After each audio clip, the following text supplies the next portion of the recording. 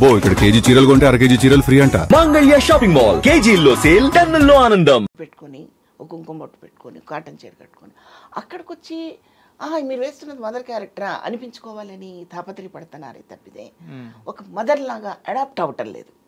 మీరు కోట గారిని చూడండి, ఆయన ఎన్ని తరహా క్యారెక్టర్లు వేశారు. ఆయన విలన్లోనే రకరకాల క్యారెక్టర్లు చేశారు. ఆయన ఒక సాఫ్ట్ హెయిర్ పెట్టుకుని మాటికి జుట్టు ఇట్లా అనుకుంటూ ఉంది ఒక క్యారెక్టర్ దేంట్లోనో. అలాగే మన ఎన్టీఆర్ గారి క్యారెక్టర్ చేశారు. ఆ క్యారెక్టర్ ఏంటండి అది పిక్చరు? ఆయన కెరీర్ స్టార్టింగ్లో కాదు, బాగా పీక్లోకి వచ్చాక చేశారు. ఓకే,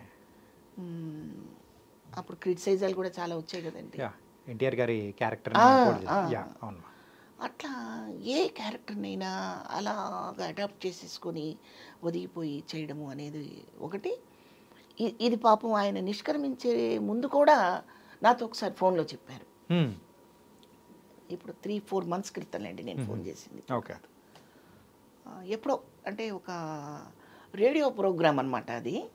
దాంట్లో కోట గారి గురించి నేను చెప్పాల్సి వచ్చి చెప్పిన తర్వాత ఆయనే నాకు ఫోన్ చేశారు. ఓకే, బాగా చెప్పారు శివపార్వతి అంటే, ఉన్నదే కదండి నేను చెప్పింది, కొత్తది చెప్పలేదు కదా అని మాట్లాడుకున్నాము.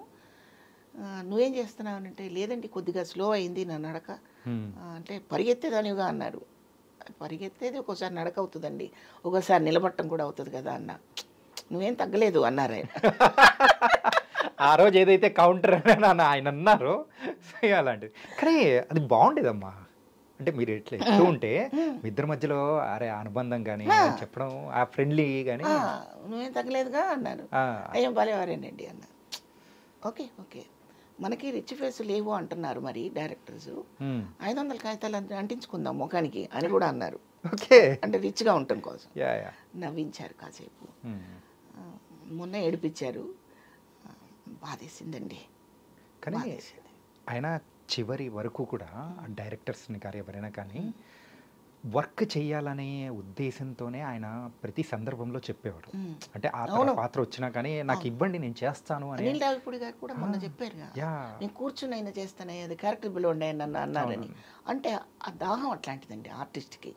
అలాగే శివనాగేశ్వరరావు గారు, ఆయన డైరెక్టర్కి ప్రొడ్యూసర్కి ఇద్దరికీ కావాల్సిన నటుడు ఆయన. నిజమే, అంటే డైరెక్టర్కి ఒక్కోసారి ఎక్కువ టైం వర్క్ చేయాల్సి వస్తుంది, డైరెక్టర్ కోఆపరేట్ చేసేవారు. మనీ ఫైనాన్షియల్ విషయంగా ప్రొడ్యూసర్ ఒక్కోసారి ఇన్ టైంలో ఇవ్వచ్చు, ఇవ్వకపోవచ్చు, అనుకున్నది ఇవ్వచ్చు, ఇవ్వకపోవచ్చు. ఆ విషయాన్ని ఎక్కడా బయటికి చెప్పకుండా ప్రొడ్యూసర్ని సపోర్ట్ చేసుకుంటూ రావడం అనేది ఆర్టిస్టులకి అవసరం అండి. మనం అక్కడ తినేసేసి తాగేసేసి బయటకు వచ్చి ప్రొడ్యూసర్ మనకు 10 రూపాయలు ఎగ్గొట్టాడని చెప్తాడు కానీ 90 ఇచ్చింది చెప్పడం, అది కుసంస్కారం, చేయకూడదు. అది ఆయన చేయలేదు ఎప్పుడు. పర్లేదు లేవయ్యా నెక్స్ట్ సినిమాకి అనేవాడు. అంటే నెక్స్ట్ సినిమాకి నీ ఆలోచనలకి దారి వేసేసాడు ఆయన. అంతేగాని ఆవిడ దుర్మార్గుడండి, మాతో పని చేయించుకున్నాడండి, డబ్బులు ఇవ్వలేదండి, అట్లా ఎప్పుడు మాట్లాడలేదు. అంటే ఆయనతో అంటే ప్రతి వ్యక్తితో నేర్చుకునే విషయాలు ఎన్ని ఉంటాయో చూడండి.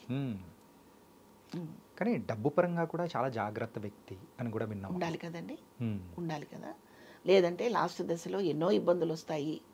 తర్వాత ఆయన ఫ్యామిలీ గురించి మనకు తెలుసు, అబ్బాయి అర్ధాంతరంగా వెళ్ళిపోయారు. మరి దాన్ని తట్టుకోవడానికి చాలా ఆత్మనిర్భరం కావాలి. ఖచ్చితంగా ఇంట్లో మా పిల్లలు సరిగా మాట్లాడకపోతే నేను నెలలు దిగులు పడిపోతుంటాం మేము. అలాంటిది ఒక కొడుకు దూరం అయిపోతే ఎంత కష్టం ఉంటుందండి. బాబు మోహన్ గారి కూడాను ఆ కష్టం ఎవరికి రాకూడదండి. సో ఆయన్ని దాన్ని నివాళించుకొని ఆ క్యారెక్టర్ని చేస్తూ మనల్ని మెప్పిస్తూ చాలా గొప్ప నటుడుగా ఇక్కడ ఉండిపోయారు ఆయన. ఎనీహో ఆర్టిస్ట్కి మరణం లేదండి. ఫ్యాక్ట్, అట్లాంటి రీప్లేస్మెంట్ కూడా ఎవరు ఇవ్వలేరు అన్న స్థాయిలో. ఆయన నిష్క్రమించిన తర్వాత ఆయన గురించి కొన్ని క్యారెక్టర్స్ ఇట్లాంటివన్నీ అద్భుతంగా చేశారని చెప్పేసి కొన్ని ఆర్టికల్స్ అన్ని చదువుతూ ఉంటే అందులో గణేష్ అనే మూవీ గురించి పర్టికులర్గా చాలా అద్భుతమైన మూవీ చూసేటప్పటికి అసలు భయం వేస్తుందండి. ఆయన మేకప్, ఆయన కళ్ళు పెట్టే విధానం, కొన్ని నాకు ఫోటో చూస్తేనే భయం వేస్తుంది ఒక్కోసారి. అలాంటిది ఎన్ని రోజులు షూటింగ్ జరిగితే అన్ని రోజులు క్యారీ చేయడము ఎంత కష్టం అండి. ఆ గుండుతో అది కాకుండా ఒక ఐ ఏమో అది వేరే టైప్ ఆఫ్ లీడ్ ఉంటుంది. అసలు ఆ డైరెక్టర్ గారికి అలాంటి ఆలోచన రావడం అనేది ఒక అద్భుతం. ఆయనతో అన్ని రకాల క్యారెక్టర్స్ చేయించడం అనేది. ఇప్పుడు వేలు గారు ఉన్నారండి, వెరైటీ క్యారెక్టర్ పడలా ఆయనకి, అలాగే ఉన్నారు. ఈయన అలా కాదు, ఆ క్యారెక్టర్ ఏదో ఆ క్యారెక్టర్లోకి అడాప్ట్ అయిపోతారు, షిఫ్ట్ అయిపోతారు అనమాట. అంతే. ఒక గుడిసెలో క్యారెక్టర్ ఆ గుడిసెలోకి వెళ్ళిపోతాడు. ఒక ప్యాలెస్ అండి మీరు మహారాజా అని అందులోకి వెళ్ళిపోతాడు. ఇది అవసరం ఆర్టిస్ట్కి. సో ఆయన నుంచి చాలా నేర్చుకోవాల్సిన విషయాలు కూడా చాలా ఉంటాయి. బాధని లోపల దిగమింగుకుంటూ క్యారెక్టర్కి ఏం కావాలో అది చేశారే తప్ప ఆయన పర్సనల్ విషయాలు ఏవి కూడా క్యారెక్టర్స్కి అవరోధాన్ని కలిగించలేదు. ఈ ప్రవర్తన వల్ల, ఈ బాధ వల్ల ఈ పాత్ర చెడిపోయింది అనడానికి లేదు. మరింత కసిగా చేశారు, మరింత పట్టుదలగా చేశారు ఆయన. సో అంటే ఒక ఆర్టిస్ట్కి ఆయన ఇచ్చిన విలువ, ఆయన చేస్తున్న వృత్తికి ఆయన ఇచ్చిన గౌరవం ఎలా మర్చిపోతామండి? మర్చిపోం. ఒక చిన్న మాట అమ్మా, చెప్పండి. ఏంటంటే కోట శ్రీనివాసరావు గారికి ముక్కుసూటితనం అనేది కూడా ఉందని మనందరికీ తెలుసు. అలాంటి మాటల ద్వారా కూడా ఆయన కొన్ని కాంట్రవర్సీలలోకి ఇట్లా వెళ్ళడం అనేది కూడా జరిగేటప్పటికీ అది మీరు విన్నప్పుడు కానీ ఎలా అనిపించేది? అసలు ఎలా అనిపించేది ఉండదండి. యథార్థవాది లోక విరోధి అని మీకు తెలిసిన విషయమే కదా. యథార్థాన్ని ఒప్పుకునే ధైర్యం అంతటి వాడికి లేనప్పుడు క్రిటిసైజ్ చేయక ఇంకేం చేస్తాడు చెప్పండి.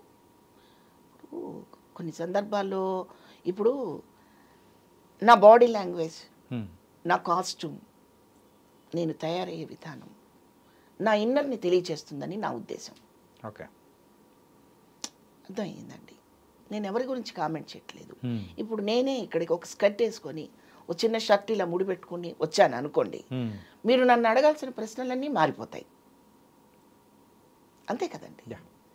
నా ఏజ్కి తగ్గట్టు, నా మనస్తత్వానికి తగ్గట్టు, నా లైఫ్ స్టైల్కి తగ్గట్టు నా వేషధారణ కూడా ఉంటేనే దానికి గౌరవం అనేది ఆయన ఉద్దేశం, నా ఉద్దేశం కూడా. ఓకే, ఇప్పుడు 16 సంవత్సరాల్లో ఉన్నప్పుడు వేసుకున్న కాస్ట్యూమ్స్ ఇప్పుడు నేను వేసుకోలేను కదండి.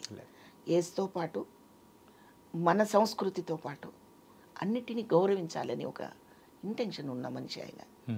కొల్లపూడి గారు ఒక ఇంటర్వ్యూలో చెప్పారు, కొల్లపూడి మారుతురావు గారు, నా కోడళ్ళకి నేను ఒకటే చెప్పాను, నైట్ వేసుకొని నాకు కనపడద్దని.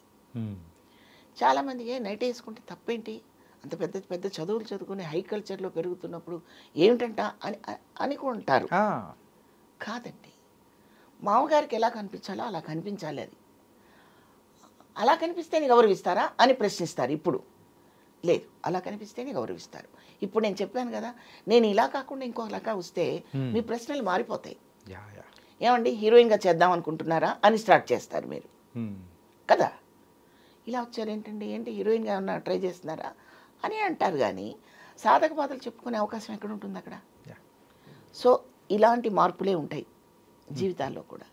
అందుకని ఆయన కూడా పద్ధతిగా, సంస్కారయుతంగా, మన కల్చర్కి తగ్గట్టుగా కనిపిస్తే ఆయన చాలా హ్యాపీ ఫీల్ అయ్యేవారు. ఓకే, చాలా హ్యాపీ ఫీల్ అయ్యేవారు. థ్యాంక్ యూ సో మచ్ అమ్మా, చాలా విషయాలు మాతో పంచుకున్నందుకు, మీతో ఇలా మాట్లాడినందుకు థ్యాంక్ యూ సో మచ్. చాలా చాలా సంతోషం బాబు, థ్యాంక్ యూ.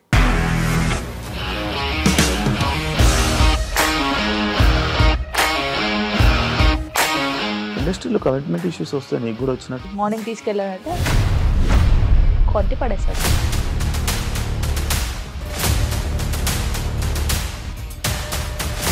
ఒక్కళ్ళు కూడా చూడలేదు ఈ సినిమా అని చెప్పడానికి కూడా చాలా ధైర్యం కావాలి. అది నిజం కదా, దాంట్లో ధైర్యం ఏంటి? ఇది నెక్స్ట్ డే ప్లేట్ మార్చేస్తే తప్పు కదా. As of now we are comfortable this అని నేను అనుకుంటున్నాను. రష్మిక గారిది మీది ఒకే ఊరు అంట కదా? నీకు కోపం వచ్చిందంటే బాగా తిట్టేత్తరా? తిట్టేద్దామండి. నిజంగా గేమ్ ని ఎలా చేంజ్ చేయగలిగారు? ఏపీఎస్ఎఫ్సి వాళ్ళకి 6 నెలల్లో నేను 6 లక్షలు కట్టా. బిజినెస్ చేయాలనుకుంటే it is as difficult as riding a tiger.